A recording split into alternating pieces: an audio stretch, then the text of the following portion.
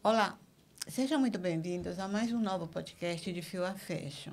Meu nome é Edith Molina, eu sou consultora e especialista em engenharia de produto da área têxtil e vestuário. Boa tarde, eu sou a Kátia Cunha, eu sou engenheira têxtil, eu sou especialista em sustentabilidade, desenvolvimento de produtos e sourcing. Hoje a gente trouxe uma convidada da área de moda, a Regiane Siefelder, né? É assim que se pronuncia, Sim. Siefelder. Eu vou pedir para ela se apresentar. É uma pessoa que tem uma ampla experiência na parte de moda já há um bom tempo. E eu acho que tem muita coisa legal para passar aqui para vocês. Regiane, por favor, faça um breve resumo da sua área de atuação Bom, e a primeiro sua queria formação. agradecer a vocês esse convite. Eu acho tão legal trocar experiências. Vocês são Né? incríveis, né? Pessoas de Isso aqui. mercado aí, é muito legal. Estou amando trocar experiências com vocês. Então, muito obrigada, muito grata Obrigada por você. estar aqui. Meu nome é Regiane Siefelder. Eu trabalho hoje eu trabalho com consultoria, na área de consultoria. Eu sou especialista em estratégia de negócio, processo criativo e eficiência operacional. Então, para mim, o negócio de moda precisa dar lucro. É lindo, a moda é intuitiva, é linda, mas precisa ganhar dinheiro. Então, eu foco exatamente nisso. Eu foco em fazer as empresas crescerem, em fazer as marcas se sobressaírem e o caixa ser melhor. Esse é o meu objetivo. Sim. Como todo negócio, né, ele tem que ter algum Sim, retorno. Se não tem retorno, não é exatamente, negócio. exatamente. Não é? Aí vira arte ou vira passatempo, né? Oba-oba, né? Oba-oba, exato. O segmento da moda tem muito isso, né? É muito visto como oba-oba, criatividade, sim. Mas a parte administrativa, até as faculdades agora têm essa parte muito focada para administrativo também, para poder fazer com que as pessoas entendam, né? E tem muito a ver com a primeira pergunta que a gente vai fazer para você, que o processo criativo é visto como subjetivo, né? Muito visto como subjetivo, né? Então, como que a gente alinha a criatividade latente, né, das pessoas de moda e o resultado comercial em uma coleção? Eu acho que a moda, ela tem várias vertentes, né? É uma área multidisciplinar e precisa ser multidisciplinar. O processo criativo é só um deles, né? E é intuitivo, é subjetivo e precisa ser. Mas ele precisa ser aliado ao concreto, ao objetivo e à metodologia. Se você só for pela intuição, que é um problema bem grave em muitas empresas, e eu vejo que é por isso que muitas empresas não dão certo, então precisa ser aliado a números, a dados e a métodos. Não tem outra saída. Sim. Queria fazer nessa pergunta ainda, continuando nela, uma coisa que eu vejo que é muito... que o pessoal costuma ignorar, né? O pessoal fala assim, tá, mas quem está começando? Como é que eu vou ter... Da onde que eu vou pegar esse histórico? Essa é a pergunta sempre de quem está começando. Que todo mundo, em qualquer negócio, ele um dia tem que começar, né? E tudo no começo fica mais difícil mesmo, porque você não tem um histórico, você vai se basear em quê? Porque, geralmente, uma empresa, quando ela abre um negócio, a gente falando em moda, né, que é o assunto do podcast agora, ela abre o negócio porque ela tem dinheiro, ela tem um capital, porque ela gosta de moda e ela acha que tem tudo para dar certo, mas ela não tem muita experiência na área. E também aí entra aquele negócio de que, então eu vou trabalhar com subjetivo porque eu não tenho de onde tirar uma análise baseada em quê, se eu não tive esse negócio até então. E aí, o que ela faz? Eu vejo que muita gente pega e se baseia num concorrente. Eu estou abrindo uma marca, mas eu quero fazer um produto similar, mas ele não fez pesquisa de mercado. Ali ninguém faz pesquisa de mercado em área nenhuma que eu vejo, né? Porque eles falam que a pesquisa de mercado é muito difícil, custa caro. Mas a pesquisa de mercado pode ser feita por você mesmo, né? Não precisa dar para uma agência. Agências são os grandes que dão, porque eles veem outras coisas. E quando está iniciando, no caso da subjetividade que ela está falando neste momento, O que você aconselha para essa pessoa quando ela não tem um histórico? De onde tirar esse histórico para ela poder trabalhar com uma coleção que seja mais ou menos aceitável? Acho que são duas coisas. A primeira coisa é entender o tamanho do bolso, né? Entender o quanto eu tenho, quanto a pessoa tem para investir. Não tem jeito. Quando vem alguém me procurar para montar uma marca, a primeira coisa que eu falo, vamos entender o tamanho do seu bolso para ver o que dá para fazer. Sim. E normalmente, esse investimento inicial precisa ser pelo menos 2 coleções. Não dá para ser uma coleção só, porque o fluxo é longo, o fluxo da montagem de uma coleção é longo, então você precisa pelo menos ter dinheiro para 2 coleções. Sim. E a segunda coisa, existem as melhores práticas do mercado, né? Então, a gente sabe, o Brasil, né, tudo na moda é pirâmide, então a gente tem o luxo, o premium, as marcas médias e o popular, eu divido mais ou menos em 4 essa pirâmide. Então, a gente tem que entender dentro dessa pirâmide aonde ela quer estar. Aí, a gente vai saber o preço médio, a gente já sabe quanto mais ou menos vende por modelo, na média de modelo, em cada parte dessa pirâmide. Aí, claro que vai depender do canal, se é varejo, se é atacado, se é online, qual é o tipo de canal que ela vai querer vender. Mas eu acho que o essencial é isso, entende o seu bolso, vê quanto você pode gastar.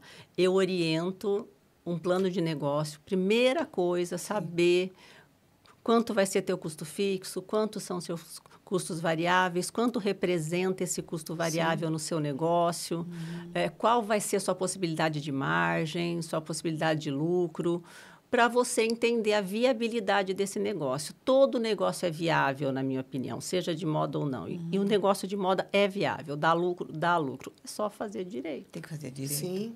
Tem que ter o mínimo de conhecimento para você realmente levar a empresa, porque não adianta você ter o dinheiro e não ter conhecimento. Exato. Né? Então, assim, trazer pessoas boas, obviamente, que entendam do mercado, olhar para a estratégia. O problema é que as pessoas já vão para o operacional. Exato. O pessoal não segue a orientação, né? Às vezes pula etapas e pular etapas é perigoso, Então, né? acho que tem 2 ferramentas estratégicas que são fundamentais, que é o business plan e que é o branding, certo? Sim. Que uma vai olhar para o teu negócio e a outra vai olhar para a tua marca, o que vai definir, o que vai direcionar o seu produto, o que vai direcionar essa linha subjetiva aí que você vai seguir. Sem isso, você... É a mesma coisa que construir uma casa. Isso é o alicerce. Se você não fizer o alicerce, eu falo que ou uma árvore. Para mim, isso é a raiz.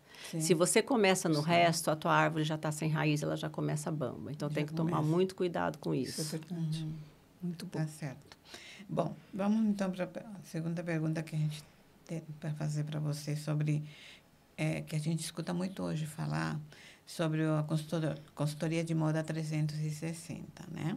Mas o que eu vejo? Que o mercado não entende muito bem o significado dessa palavra. Na realidade, não é uma coisa tão nova assim que está sendo usada. Já se usa há algum tempo, né?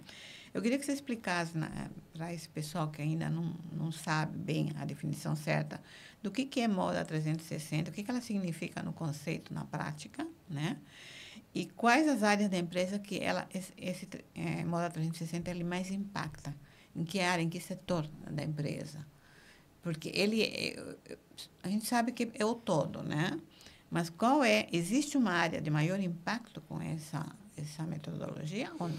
Eu vejo que você precisa conhecer e ter informação do todo, desde lá desse início, né, dos seus dados, de como é a empresa, o modelo de negócio, o caixa da empresa, entender o que é um plano orçamentário, entender o que é um DRE.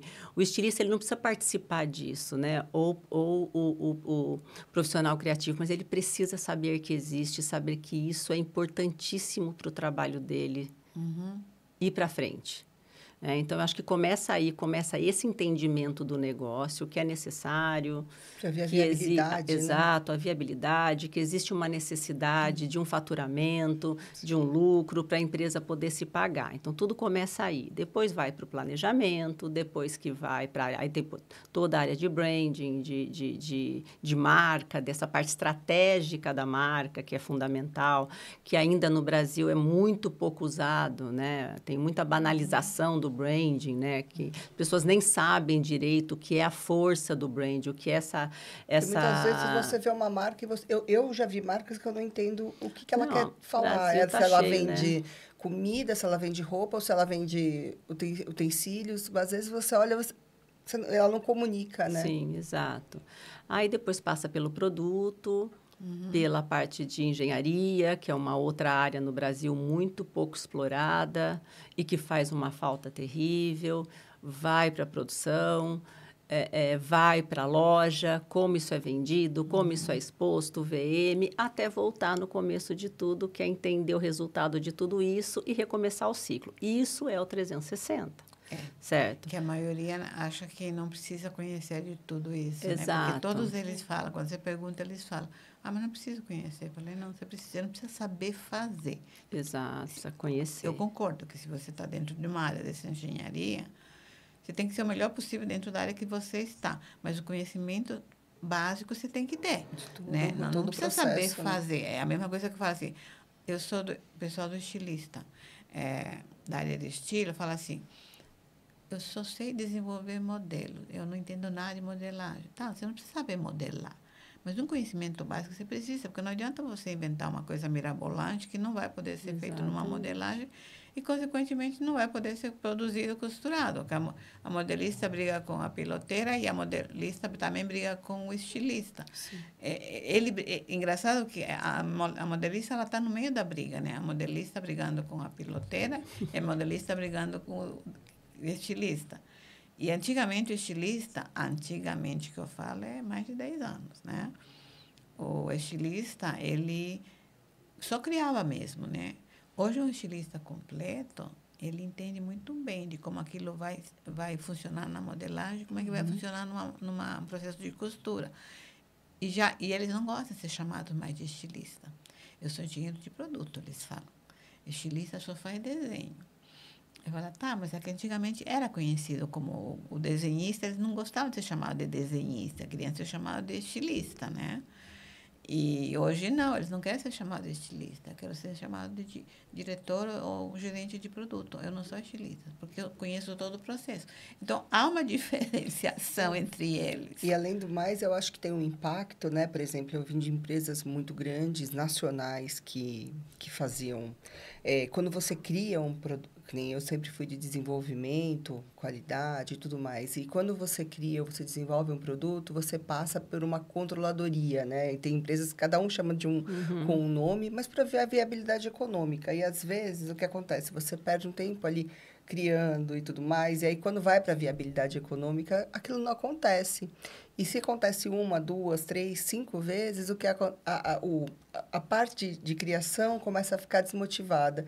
E aí, para não desmotivar, o próprio grupo, a própria empresa acaba apoiando algumas coisas, e isso vai gerando, vai pulando etapas para que aquilo não desmotive, né?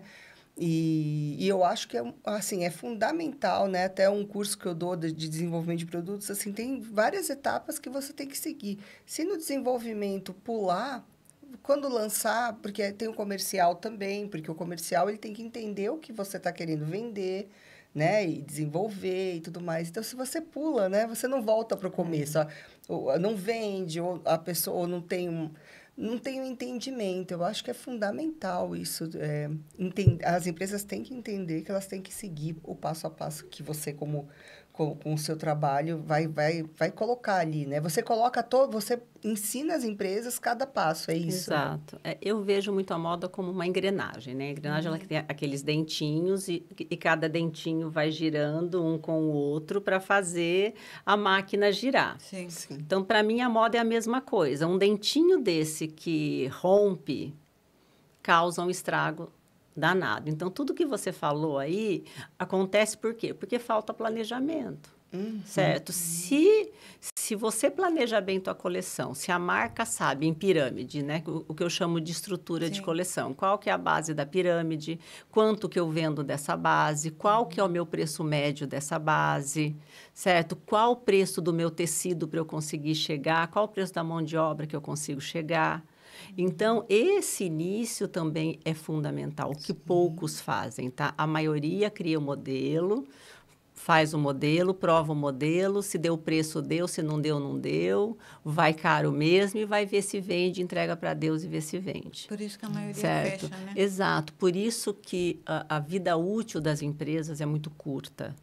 É Então, planejamento, né? Porque Então, faz isso- parte do planejamento. Então, isso é uma Que é o- parte, né? Então, se isso está estruturado, né? Que isso tem a ver com a parte financeira, muitas vezes é linkado ao financeiro isso, porque é o financeiro que vai te dar a melhor margem, Sim. certo? Que margem você precisa, quanto que você precisa ganhar, tá? Então, isso é o gerente de produto, né?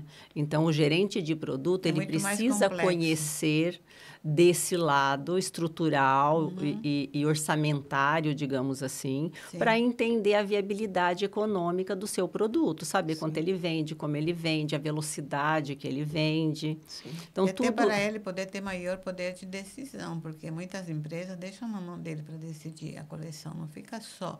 Tem empresas, quando são muito pequenas, deixam na mão deste profissional, porque essa empresa geralmente não tem um gerente financeiro. O problema é que as empresas pequenas não têm gerente de produto, é o dono e a É o estilista. dono e a estilista. O dono, a estilista e o modelista e as piloteiras. Então, a maioria segue essa forma de trabalhar. Então, nisso vai se E aí é o perdendo, dono que decide, entendeu? né? E aí Se é vai- o dono que decide, exatamente. E quando começa então, a doer no bolso, o dono começa a Exato, puxar a rédea e aí exato, começa a desandar exato, tudo, né? exato. Então, Eu acho que a gente já viu isso acontecer quantas e nossa, quantas muitas vezes, né? Então, nessa área que essa metodologia da 360, você não vê, então, muito profissional que sabe executar. Não. É bem raro, não é? É raro, é raro. É. É porque eu acho assim, você tem que gostar de muita coisa, Sim. né? Eu sou formada em ADM Moda. Eu sempre gostei de números, sempre gostei de lógica e sempre gostei de arte, né? Sou meio diferente Bom, aí, né? bom. A Eu maioria também não sou. é assim. Então, eu sempre gostei disso. Então, eu acho que o 360, ele precisa do conhecimento. Eu fui caminhando, né? Eu fui entendendo. Se eu vou até aqui, não. Mas se eu não conhecer o que está na frente, eu não vou conseguir fazer bem isso aqui. Então, eu preciso ir. E aí, você vai estendendo o seu conhecimento. E isso Agora, leva tempo, né? Isso leva tempo, mas se as pessoas ficarem, eu não preciso, por exemplo, o estilista, eu só quero desenhar o modelo e eu vou ficar ali, e muitas vezes o estilista transfere a responsabilidade da peça pro modelista. Sim. Certo? Sim. Porque, na verdade, eu digo, roupa não é só design, roupa é Não. construção. É. Se não for construída da forma correta, ela não vai ficar. Eu já vi tanto estilista que muitas vezes não sabe comunicar o que ele quer, passa lá a ficha técnica, a ficha de produto para o modelista, sem medida, sem proporção. Às vezes um croquis que a perna é desse tamanho, o modelista não sabe aonde vai, qual é a altura de cada coisa. Aí o modelista, ele está frio, ele vai receber aquele modelo, vai olhar aquilo e vai falar, eu vou fazer o que está aqui. Ele interpreta aquilo. Sim. Exato. Aí É. vai para a prova, mas não era isso que eu queria. Mas você não disse o que você queria, você nem sabia o que você queria. Então, isso a gente vê demais no mercado. Tudo que está na imaginação, né? Fica tudo muito lúdico ali e as fichas técnicas que a gente fala tanto que fazem falta, né? Porque ninguém está dentro da sua cabeça para entender o Com que você, certeza. qual que é o que você está pensando, né? Mas é que as fichas técnicas também sozinhas não fazem muita coisa. Porque elas têm que ser bem completas, né? E o que o pessoal está acostumado? Eu vejo muita ficha técnica que é ensinada em faculdade, não são todas, tá? Mas a grande maioria. Umas fichas técnicas que eles ensinam para os alunos, e os alunos não sei aonde que eles colocam na cabeça que aquilo vale para qualquer um, não vale para qualquer um. A ficha técnica tem que se adaptar à empresa também. Sim, Ela não com pode certeza. ser a mesma Sim. ficha para todas as empresas, porque a mesma não funciona bem para todo mundo. Então, você tem que adaptar. Como a escola não ensina você fazer uma boa ficha técnica baseado em vários tipos de perfil de empresa pequeno, médio porte, grande porte, depende do porte da empresa, a ficha técnica vai mudar também. Porque conheço fichas técnicas que tem 10 páginas. Sim, sim. Vai até o processo lá, o passo a passo sim. dessa peça, para que todo mundo produza da mesma forma. Aquele método de produção foi baseado em tempos e métodos. Ele foi colocado daquele jeito porque provavelmente ele vai produzir mais, com qualidade e muito mais rápido, porque o tempo de produção numa empresa, ele conta muito no preço, quando é produzido internamente. Porque quando é terceirizado, não, você paga preço por peça, aí a pessoa se demorou demais, o prejuízo é dela, não é de quem contratou. Mas quem produz internamente, o tempo de produção é muito, muito, muito importante para a empresa, né? Por isso que eu defendo a engenharia, sabe? Porque a engenharia ela tem uma parte estratégica e uma parte operacional. Ela tem que entender da marca, ela tem que entender a viabilidade, ela tem que entender da indústria. Então, eu acredito hoje nas equipes muito bem montadas. Você tem a sua equipe de criação para criar o melhor produto possível, da melhor forma possível e deixar ele criar. Porque quando a equipe de criação operacionaliza, não dá certo, porque não é perfil dessa equipe ser operacional. Eles nem gostam, eles detestam. Então, quando eles caem demais na operação, eles dificultam a operação, eles não conseguem simplificar, eles deixam de criar coisas bacanas que precisa ser criado e vão para a operação e dá tudo errado. Então, eu defendo a engenharia porque deixa o estilo criar, deixa o estilo criar direito, vem para a engenharia viabiliza. Eu falo que o papel da engenharia é viabilizar, não é dificultar e nem facilitar, mas viabilizar o produto para aquele tipo de marca onde ela está. E aí, a engenharia vai seguir, porque se você coloca uma ficha técnica de 10 páginas no estilo... Não vai, primeiro que eles nem vão olhar na íntegra, né? Até faz, entendeu? Mas o problema é que você deixa o excesso de operação ali e deixa de fazer o que precisa fazer, que é criar. Sim. Isso é muito comum. Sabe? Exato, Eu brinco até, tem algumas equipes de estilo que fazem OPs. Né? Eu falo assim, o que é OP mesmo? Ordem de produção. Aqui é produção? Não, então não é aqui que tem que ser feito OP. Exatamente. Sabe? Então, eu acho que tem que tirar essa operação né, de dentro da equipe de criação e trazer pessoas mais técnicas que consigam realmente viabilizar esse produto. Só que, ao mesmo tempo, existe uma função muito importante que é o diretor criativo. Sim.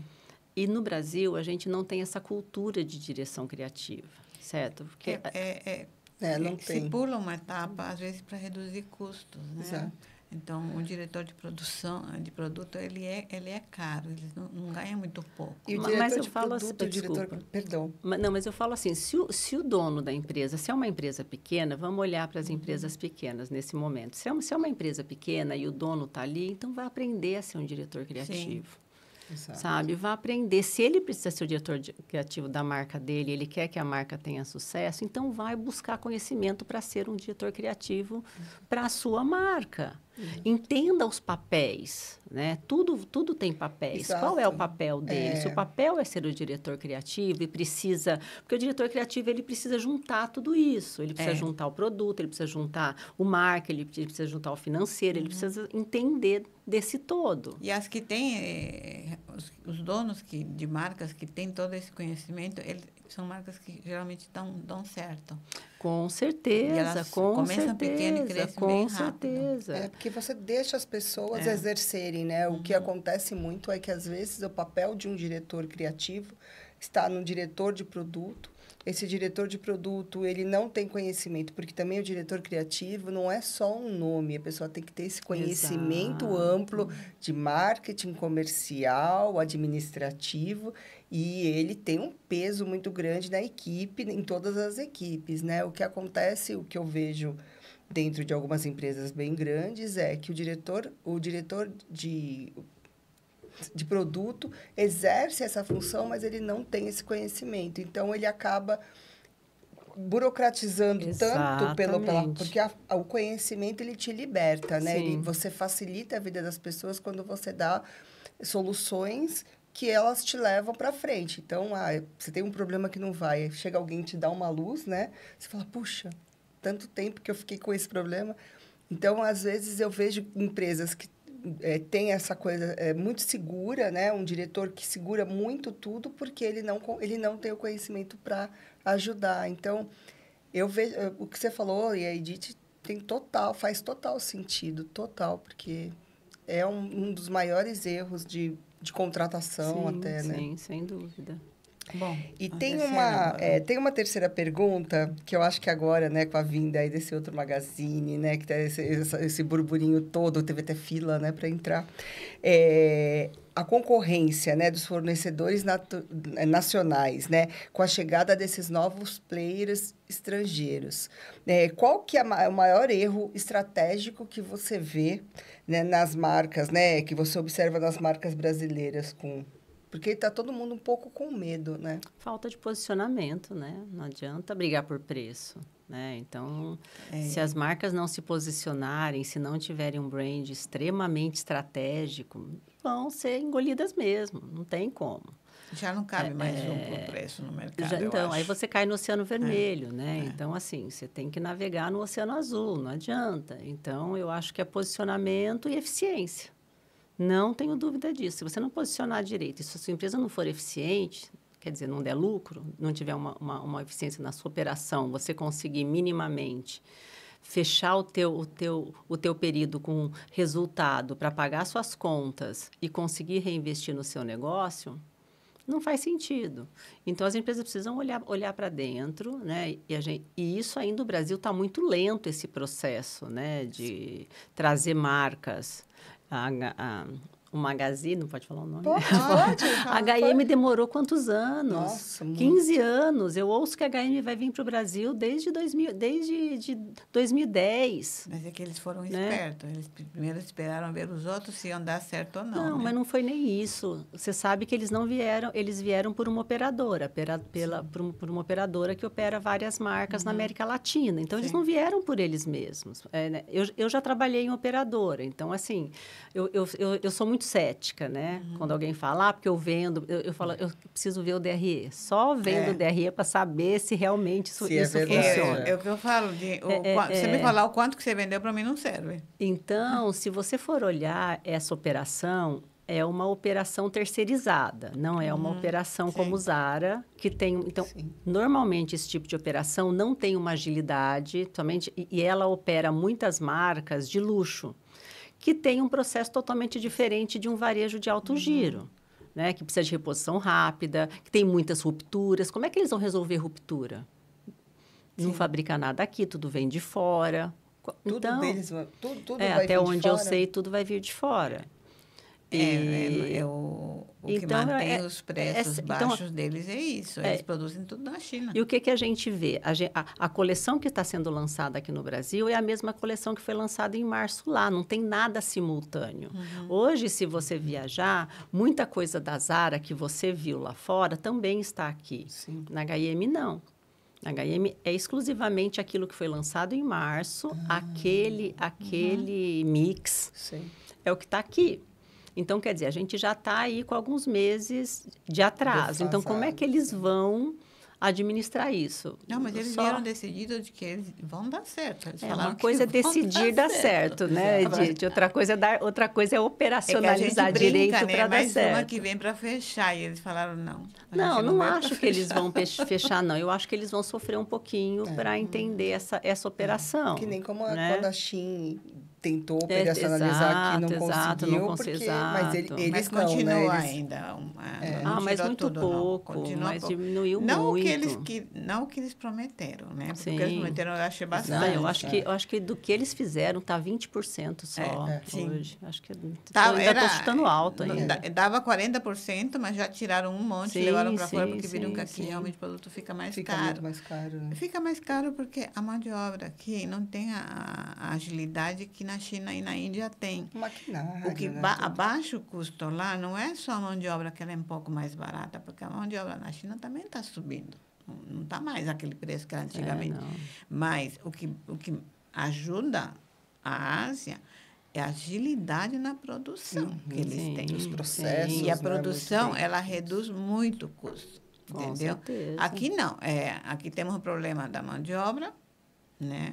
É desqualificada, né? Não é treinada. O mais triste de tudo é realmente a qualidade, né? São contados nos dedos as empresas que têm uma boa qualidade na produção. E quando eu falo isso, eu sei que o pessoal não gosta, sabe? Mas é a realidade, entendeu? eu já passei por vários tipos de segmento de roupa, alfaiataria, sportswear, moda praia é uma tristeza, você não consegue empresas com uma qualidade boa. Sabe a qualidade para mim da roupa? Ela não é só por fora, a qualidade tem que estar por dentro. Com O avesso da certeza, roupa diz tudo. na minha opinião, né? está dentro.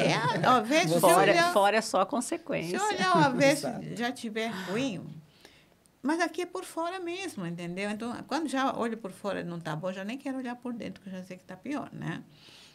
Eu tenho visto assim, várias marcas, eu estou comparando marcas boas, não estou comparando marcas, sabe, aquela que vende atacado, um prêt-à-porter de alta rotatividade. Não, estou falando de marcas boas, que não têm grandes coleções, grandes quantidades, porque eles rodam também o produto deles rápido. São muito poucas. E o pessoal fala assim, eu faço alfaiataria. Gente, alfaiataria quase ninguém faz. A alfaiataria verdadeira, ela não é costurada numa interlock, ela não tem pesponto na barra. A alfaiataria quase você nem vê a costura por fora. Isso é alfaiataria. Né? E a alfaiataria, ela tem que ser... Tem uma coisa que eu até falei um dia, eu vou pegar umas peças, vou desmembrar e vou mostrar, gente, o que é fazer alfaiataria? A alfaiataria é assim. Sim. A alfaiataria tem que ter costuras largas. A pessoa engordou, emagreceu, ela pode ajustar a roupa. A alfaiataria, ela é manual, ela é artesanal. Você me dizer que você faz uma alfaiataria e você vê uma calça com pesponto de máquina reta na barra, você vê um monte de costura aparecendo aqui, e só porque ela tem uma prega alfaiataria, não, isso não é alfaiataria. Então, o pessoal fala, faço alfaiataria. O pessoal fala que faz alfaiataria em malha. É impossível. Não dá para fazer uma alfaiataria em malha. Você pode fazer um modelo estilo alfaiataria, mas isso não é alfaiataria. Porque não dá para você usar os equipamentos que são utilizados numa alfaiataria. Então, o povo confunde isso. E lá na China, você vê alfaiataria, aquelas marcas caras, não é 100% fora, aquelas marcas de luxo, mas tem uma parte que é feito lá. O acabamento final é feito lá na Europa mesmo, né? Aquele acabamento, toque final que eles vão dar, alguma coisa vai para lá. Então, tem mão de obra qualificada, é um pouco mais barata, mas o que realmente faz o produto ficar barato é o tempo de produção que eles têm. E os processos lá são maravilhosos, né? Acho que são várias coisas, né? Toda empresa tem as suas áreas, Sim. né? Então, precisa otimizar cada área. Cada área tem que estar otimizada dentro da sua necessidade, dentro do seu custo, dentro de um plano orçamentário coerente. Então, claro que a produção é importante, mas todas são. Né? Financeiro contabilidade fiscal RH e uma tudo, boa modelagem, tudo é não adianta ter uma boa costura. Exato. Entendeu? Então, não dá, é uma engrenagem, não dá para dizer que uma parte colabora para o sucesso, não é. E o que você está falando, por exemplo, né? Vocês duas falando, vocês são da área do vestuário, eu sou mais da parte do tecido.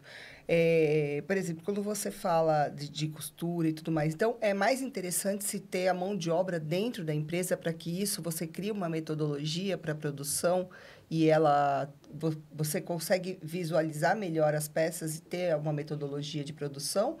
Ou porque a maioria das pessoas que eu conheço terceiriza, né, facciona as peças e as coisas vão ser acabadas fora. Na sua opinião, o que é mais... A minha opinião é que o híbrido é o melhor caminho, tá? Eu acho que hoje produzir alguma coisa é um diferencial, tá? Por conta de custo, mas você precisa se especializar. Então, quando você pega uma marca, vamos pegar uma marca média aí, né? Não vou nem falar das tão grandes, mas que colocam dentro da coleção dela tecido plano, né? Tricoline, viscose, um chiffon, uma malha, um tecido mais pesado. Então, quer dizer, ele tem vários tipos de processos aí. E, normalmente, a indústria, ela é especializada. Não adianta uma indústria fazer um monte de produto, né? Trocar ali as suas células, trocar a sua forma de produção. Isso deixa a indústria ineficiente. Então, uma indústria eficiente, ela é especializada. Então,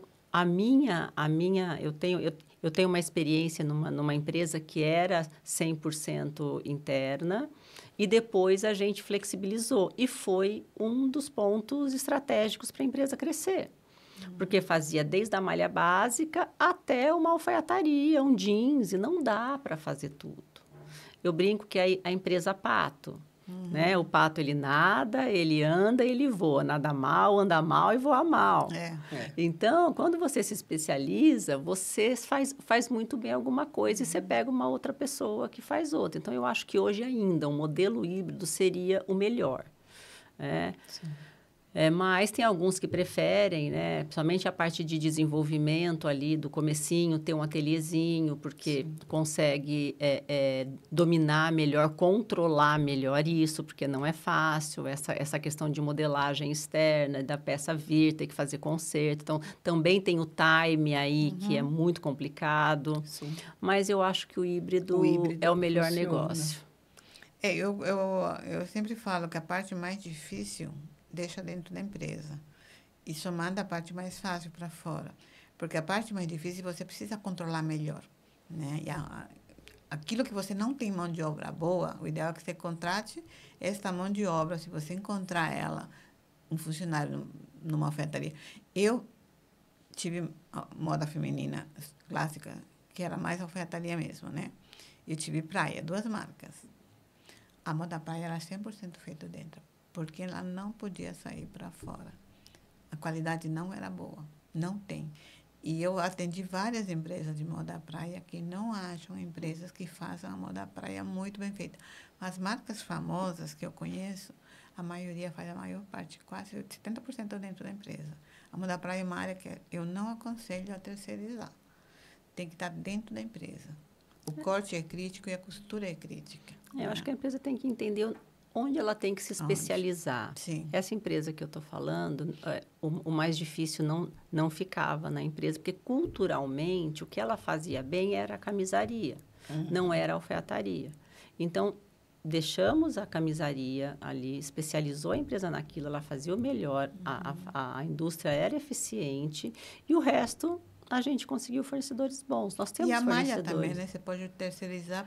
Exato. E malha é muito mais fácil. A gente tem o Sul aí, que é especialista nisso, né? Desde o tecido até... Então, enfim, eu acho que hoje essa diversificação, tanto de produção quanto de canal, são necessárias. E esse feeling a empresa tem que ter, né? Porque ela tem que saber, né, aonde está o ponto forte, o ponto fraco dela trabalhar. Com certeza. Aí vem o diretor industrial, vem toda essa parte que a gente estava falando que facilita, o olhar, né, para facilitar viabilizar os processos para que eles sejam mais lucrativos, né? Exato. Porque tem muita gente que centraliza porque tem medo, né? Na verdade, né? A gente já viu indústrias, né? A gente vê hoje os próprios magazines, né? Você tem magazines que tem... Você tem um magazine que tem indústria e você tem magazine que não tem indústria. E você vê os resultados. O que tem indústria, pelo custo fixo dele sendo alto, o resultado dele acaba não sendo tão bom. Aí é uma questão ali interna, enfim. Aí você olha um outro magazine que é 100% externo, com resultado incrível. Então, depende, mas gente. Mas esse que está produzindo internamente quase... Nesse caso, eu não vou nem falar nome. Acho que quem lê notícias vai saber de quem eu estou falando. Ele não se curvou, né? Vou terceirizar. Não, ele fez muito melhor, eu acho. É ruim, né? Porque o Brasil perde. Vamos montar a fábrica lá no Paraguai. Acabou.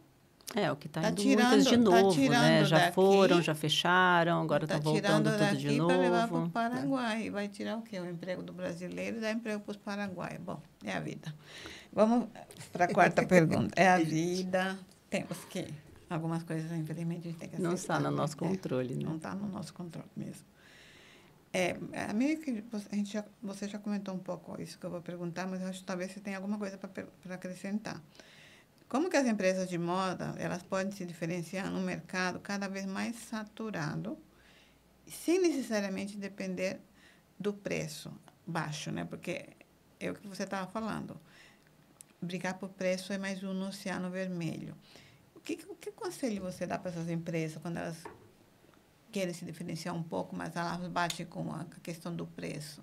É posicionamento. Eu acredito muito no posicionamento, né? Eu acho que hoje a gente tem uma cultura no Brasil. Eu falo que o brasileiro faz coleção pipoca, né? Começa a pipocar modelo. Então, pá.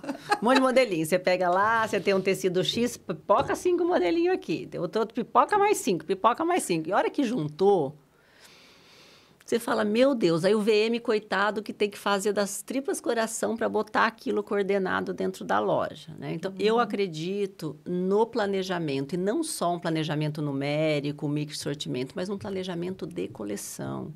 Você saber o que você quer, como você vai expor aquilo, quais as famílias coordenadas, cartela de cores, dentro do teu posicionamento de marca. Então, Brasil, para de fazer coleção pipoca, pelo amor de Deus. E é cultural, as pessoas têm muita dificuldade, sabe, de entender isso. Elas pegam um tecido e elas vão... É exausção, né? O que pode tirar dali, né? Não tem limite, né? Então, no mundo que a gente vive hoje, talvez a gente vai falar de mas só iniciando... né? A gente tem um problema no Brasil que também é cultural, que é o copia e cola. Quem copiar e colar vai ser substituído pela IA. Com certeza. Então, eu pergunto isso para tanta gente, qual é a sua identidade criativa? Pouquíssimo sabem me responder. Sabe? Então, precisa saber a identidade criativa do profissional, a identidade criativa da marca, saber quais os processos criativos eu tenho para trazer um método eficiente para dentro do meu trabalho. Hoje, no mundo, aí são utilizados entre 7 e 8 formas de processo criativos diferentes, que são métodos diferentes e que se encaixam em diferentes identidades. Então, se a empresa não olhar para isso, a IA vai dominar, mas vai ser sempre o mais do mesmo, né? A gente vive essas feiras que acontecem no Brasil, a gente vai lá, olha a marca, a gente não aguenta mais tudo igual. Comenta eu isso, já nem vou, eu pulo igual, pouco. pipoca, e uma pipoca é vermelha, é doce, a outra pipoca é salgada com manteiga, mas tudo pipoca. A gente falou isso das feiras que a gente está indo. Eu também, assim, eu não tenho ânimo para ir, porque... Nossa, nem me fala, e nem é fora, chato. né? Você vai, uma Premiere Vision, alguma coisa assim, você olha... Tudo bem, você vê coisas novas, é lindo, é incrível, mas... muitas vezes, se você vai uma edição depois da outra, você vai vendo as mesmas coisas. Chega uma hora que você só olha e passa, né? A primeira vez você vê, a segunda... Na terceira, você já... É igual piada, né? São 3 tempos. Da terceira em diante não funciona, né? E a gente sente que o cliente... Né? O cliente final, que somos nós, a gente quer outra coisa, a gente quer uma marca. Hoje, no Brasil, você chegou numa marca, você gostou da marca. Aí mudou a estação, ela mudou. Meu Deus, mas eu não vim aqui 3 meses atrás. Mudou. Por quê? Porque trabalha em cima de tendências. Isso, porque marcas criam a sua identidade em cima de tendência. Aí depois a tendência passa, a marca vai ser o quê? Algumas não conseguem se reconstruir. Então o Brasil, ele está muito confuso. A moda, a gente vive uma miopia fashion, né? Eu brinco, né? E todo mundo fala, né? Tem os que amam e os que não gostam da Farm, por exemplo. Mas a identidade dela é aquela e ela segue e ela não desvia, né? Por mais é uma das marcas que mais vende no Brasil. Então, se você não gostar, mas não é o meu muito, estilo. Mas como negócio e como lifestyle, para mim, eu acho que é um dos melhores negócios do Brasil. Você não gosta, o cliente que não gosta, a pessoa não compra. Então, na loja só entra. Ela é tão forte que na loja mesmo você só vai entrar se você quiser ela mesmo, tem um público, né? definido. Quando a gente fala de lifestyles, hoje são mais ou menos 10 aí estudados no mundo, né? Então, o lifestyle, ele é todo o universo. Então, a Farm trabalha muito bem. O que eu vejo é que esse público que é muito assim classicão e que não segue tendência, não segue moda, eles comentam muito, eles falam, não tem roupa para o meu estilo. Eu não consigo comprar roupa. Que cai muito numa Levi's, por exemplo, que é uma marca que ela vai desde a época que começou o Rolling Stones até hoje, né? O pai, o filho, né? Essas marcas. Eu acho que um exemplo do que vocês estão falando, uma Cantão. A Cantão, ela tem a mesma pegada da Farm, só que ela não tem a estampa, né? Eu sou uma pessoa 50 a mais que adoro uma coisa colorida. Tudo. A gente envelhece junto com a marca, né? Na realidade, o que esse público procura é conforto. Ele não tem nada a ver com estampa, não tem nada a ver muito com cor. ele procura uma roupa confortável. Então, o que talvez... você é, né? Eu, pelo menos, eu procuro uma roupa, eu me sinto bem, as roupas que quem eu sou, né? Me representam, né? Então, essa camisa é Zara e ela é lilás. Eu poderia ter comprado uma azul, uma rosa, mas o lilás eu gosto, por que não, né? Então, eu acho que os 50 a mais, 60 a mais, 70 a mais, são pessoas que, e se a gente pensar, né, gente, se a gente fala da década de 70, parece que tá ali, 80 tá ali, e já faz 40 anos, né? 50. Então, eu acho que a gente teve um movimento muito forte e muito rápido e muito bom pra gente também, porque a gente conseguiu. Acho que a minha mãe, por exemplo, ela falava para mim, quando eu fiz 30 anos, eu parei de usar decote. Quando eu fiz 40, eu parei de usar cabelo comprido. Era muito estigmatizado, aí né? Aí é gosto, mas, personalidade. mas a sociedade empurrava você para isso um pouco. Hoje em dia, não. Hoje em dia, você envelhece, né? Os Instagrams daquelas senhorinhas todas coloridas, né? Não, não é a roupa. Não é a roupa que tem que seguir a idade da pessoa. A pessoa que tem que se encaixar naquele produto. E primeiro, a grande reclamação, até pouco tempo atrás, era plus size. Ninguém faz roupa para plus size. A gente não consegue se vestir bem porque não tem roupa bonita para plus size. Agora, quem está reclamando são as pessoas 50 mais, 60 mais. Falar, a gente não tem roupa. Tudo modinha, quase ninguém faz roupa que não seja modinha. E é tudo roupa apertada. A gente não gosta de roupa apertada, a gente gosta de uma roupa mais confortável. Então, eu vejo o povo reclamando, e as pesquisas que a gente faz sempre tem essa reclamação. Eles falam...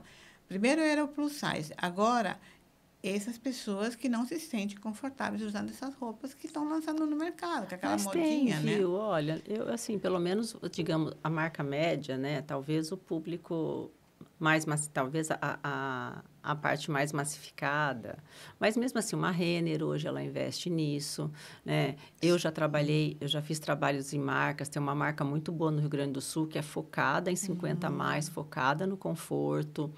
Vende super bem. Aliás, lá tem várias exato. Então, e assim, até quem não é 50 mais compra porque é confortável, Exato. Então, eu acho que por isso que eu volto ao posicionamento. Você tem que saber, se você conhece o universo do teu cliente, você vai saber como se comunicar com ele. Sim.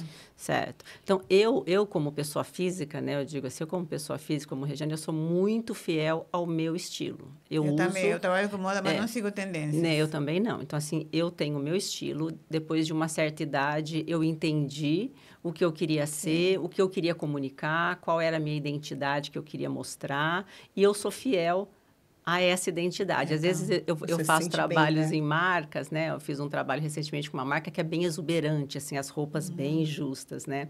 E eu acabei fazendo muita amizade com a dona, amo ela, a gente é amiga, gosto demais dela. E aí, ela brincou, um dia você vai usar minha roupa. Eu falo assim, nunca. Olha que eu amo nunca. você, mas eu sou muito fiel, nunca. E eu realmente não uso, entendeu? Porque você não vai se sentir bem. Não, porque não sou eu, que eu brinco, não sou eu. Não adianta, entende? Não tenho nada a ver com a marca. Gosto, entendo o seu público, entendo a sua marca. Ela, né? Consigo te orientar para o que você precisa fazer, mas não sou eu. Exato. Então, eu acho que esse profissionalismo é muito importante também. Que eu ia falar agora, porque muitas vezes acontece isso, né? Você colocar, a trabalhar numa marca. Eu já trabalhei numa marca que vendia na internet, né? Só marketplace. E aí eu pegava as camisetas, eu queria melhorar, porque eu achava que aquilo estava muito ruim, a modelagem estava ruim, está tudo muito ruim. Eu falei, mas a gente precisa contratar. Ele falou, meu público ama isso. Então, às vezes, a gente... Se mudar. Então, também tem isso. E deixa eu fazer a outra pergunta, que eu acho que precisa... Porque, assim, a IA hoje está super, né? Em voga, ainda mais na nossa área, né? Então, ela vem sendo apontada como ferramenta essencial, né, do desenvolvimento das coleções. Na prática, você já viu empresas que aplicam IA de forma estratégica e realmente eficaz? Você conhece algum case? Olha, está na moda colocar a IA na moda. Está na moda. E eu vejo, eu acho que todo mundo está tentando, mas não estrategicamente ainda, acho que é muito operacional. Eu acho que ainda é muito experimental, tá?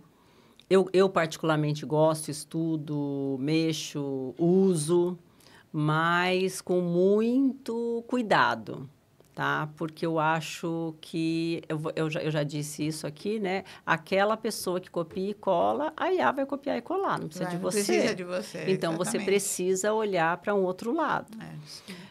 Agora, tem uma empresa que eu fiz um trabalho, uma empresa bem bacana, e eles colocaram praticamente toda a IA no desenvolvimento de produto. Pararam, porque começou a ser muito trabalhoso. A IA não é fácil, não é só apertar um botão. Você precisa ir fazendo testes, principalmente quando você fala em imagem. É caro, porque a imagem custa. Então, você vai testando. Então, começou a ficar trabalhoso, começou a ficar difícil, começou a ficar caro, diminuíram um pouco. Tá? É uma empresa muito para frente, a dona ela é muito, muito visionária, então, tudo que é novo, tudo que é inovação, ela gosta, então, colocou, mas precisou recuar um pouco.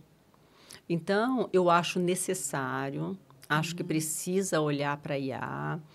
A gente conversou um pouquinho até aqui antes, eu estava ontem no INSPER assistindo uma palestra sobre IA para negócio, que foi muito enriquecedora, mas você precisa entender uma coisa, principalmente, lá falaram muito sobre isso, se o teu processo estiver errado, você vai colocar a IA no processo errado. Então, antes de você colocar a IA, antes de você inovar em qualquer área, olhe para o seu processo. Porque o comando quem vai dar é você. Mapeia o seu processo, entenda, né? Um dos braços da minha consultoria é mapeamento de processo. Quando a gente mapeia o processo e cria lá o fluxograma, a gente vê os entraves no processo. Então, não adianta. Se você colocar IA naquilo, vai travar do mesmo jeito. Ela não vai resolver. Exato. Então, você precisa, primeiro, solucionar, trazer uma eficiência operacional, o seu processo tem que estar fluido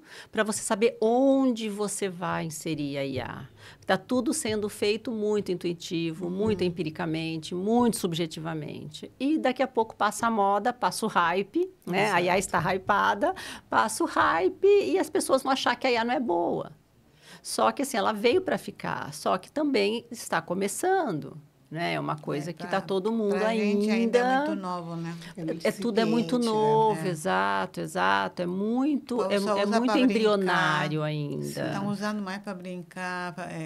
Me ajuda aqui a fazer um post, uma divulgação. Exato. Mas aí não é só isso, é muito mais do que isso, né? Está sendo subutilizada, eu acho. E aquilo que você falou, né, da sua IA, que é uma coisa muito para ela funcionar, você tem que ensinar você tem que saber muito daquele assunto e você ensinar para ela conseguir te retornar com ideias. É o que ela falou, se você quer usar a IA para ela fazer determinado processo do início ao fim, o teu processo ele tem que estar funcionando bem já no comum, né, no processo comum. Porque quando você vai usar a IA, não é IA sozinha. Tem outras coisas que você faz um incremento. Não é só IA sozinha que faz isso. É como se você estivesse colocando uma pessoa ali dentro desse processo que vai ser uma IA artificial automatizada, né? Mas o processo tem que estar desenhado e bem desenhado. Então, você faz isso uma única vez, aí você passa todas as informações, que é como se fosse um segundo cérebro que você está passando. O teu cérebro você está passando para a IA. E a IA vai fazer a função do cérebro que fazia aquela operação antes. Então, ela vai funcionar como um ser humano. Mas é aquele negócio que você está falando. Faz todo sentido, porque quando você vê essa funcionalidade da IA, e você vê ela num gráfico, é como se fosse um monte de fios, sabe, elétricos, como se fossem interligados mesmo. Num cérebro principal, e onde ele tem que passar por cada área e ele já sabe quais são as áreas que ele tem que passar para que aquilo saia do jeito que você quer. Então, isso é complexo, né? E já é como se fosse um clone de um ser humano que está lá dentro daquela inteligência artificial. Mas qual ser humano, né? Então, e o que acontece o que acontece na moda é que tem muitos conceitos divergentes. Certo. Existem conceitos que uma empresa pensa de uma forma, outra empresa pensa de outra. Então, eu já tive um bate-boca com a IA. A gente tentei fazer um cálculo de uma situação e a IA não conseguiu chegar no resultado. Entendeu? Por quê? E foi nítido que, assim, ela tinha, porque ela busca a informação em toda a informação que ela tem. E muitos conceitos diferentes. Quando a gente trabalha com indicadores, né? No varejo, por exemplo, então tem alguns indicadores como giro. Então, tem empresas que chamam giro, faz cálculo de giro de uma forma, tem empresas que faz cálculo de giro de outra forma. Certo? Então, assim, aí a hora que você vai lá, ela deu um tilt, porque ela não sabia ela e a gente e não deu, sabe? Então depende muito, né?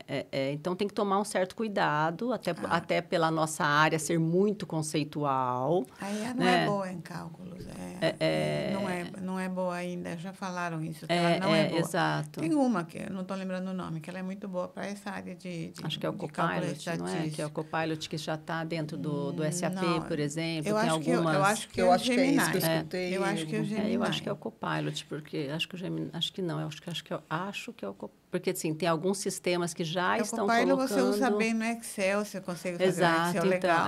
Mas tem uma área que é nova, isso daí saiu não faz nem um mês. É nova na área de cálculos, porque a IA em cálculos ela é bem fraquinha ainda. ChatGPT nem pede para fazer cálculo, porque não vai fazer. Sim. Mas é bacana isso, porque a gente vê que, assim, né, em imagem, por exemplo, eles estão focando muito mais a IA, eu acho que em geração de imagens, vídeos e tudo isso, né? Porque essa parte está muito desenvolvida, né? Mas e aí o gratuito não é bom, né? Os gratuitos de imagem não são bons, né? Nenhum. Mas hoje, né, a gente tem a parte, né, que não é gratuita, mas que o pessoal está usando para criar. Mas tem empresa já sendo cancelada aí na internet por usar só IA, né? Tem uma francesa que eu estava lendo, foi totalmente cancelada, porque estava nítido que estava usando IA para tudo. Então, as pessoas também não querem isso.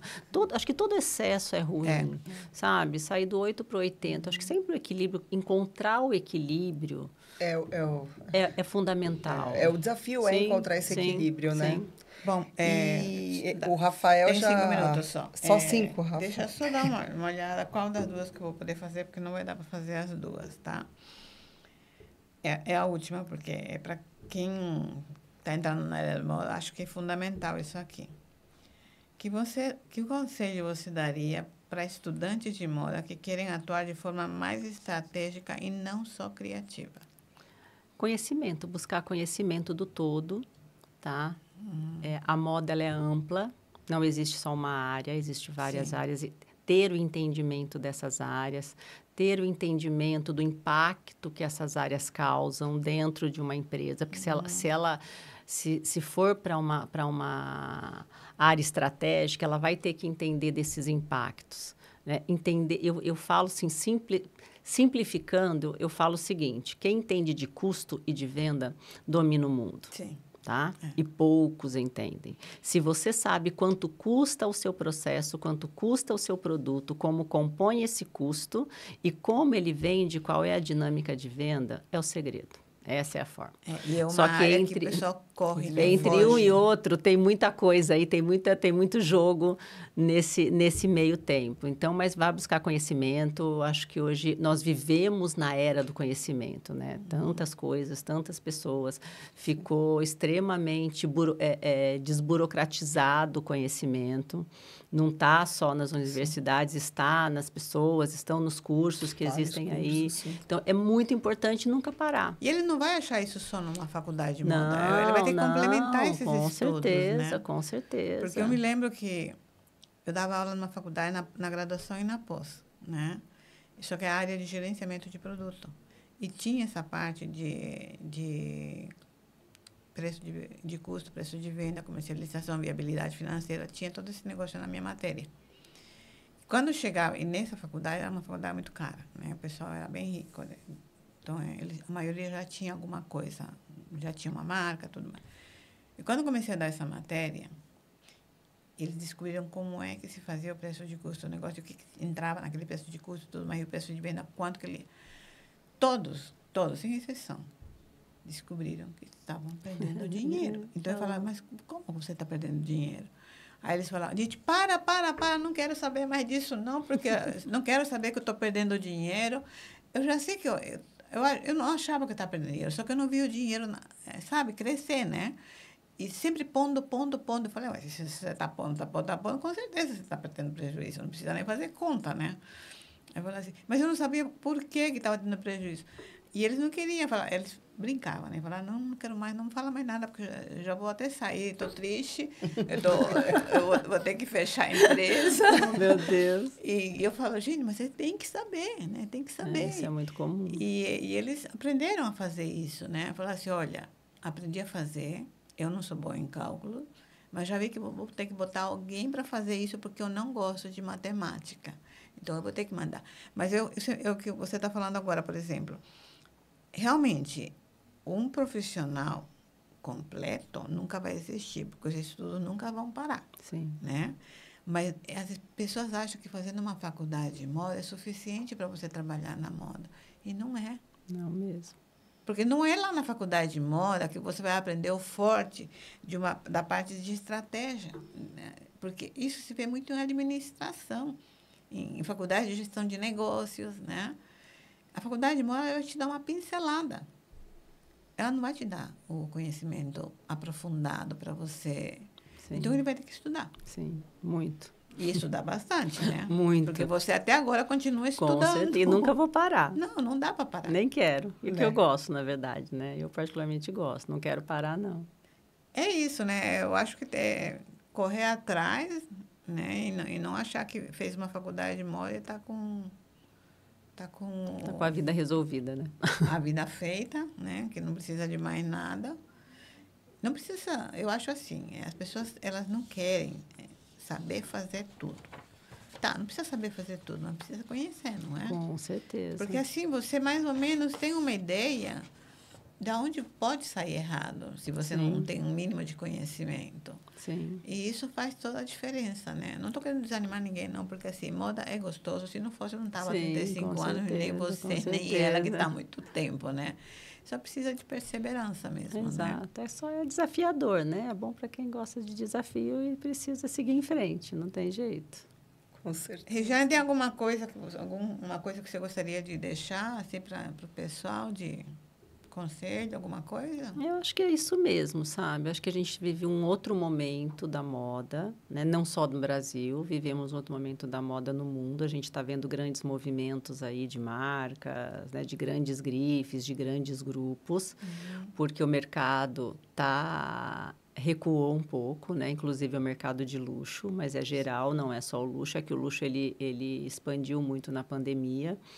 Então, eu acho que precisamos olhar para esse novo momento, né? Precisamos olhar para dentro de novo, olhar para o nosso conhecimento, buscar outros conhecimentos, outras habilidades, né? Muito importante você não se conformar com a habilidade só que você tem, buscar outras e realmente seguir em frente, olhar para frente, porque a moda você não adianta olhar para trás. Não. E moda é movimento. É. Se você para, você está morto na moda. Então, não pare de se movimentar. Com certeza. É isso mesmo. Bom, quem quiser seguir a Regiane, ela está no Instagram.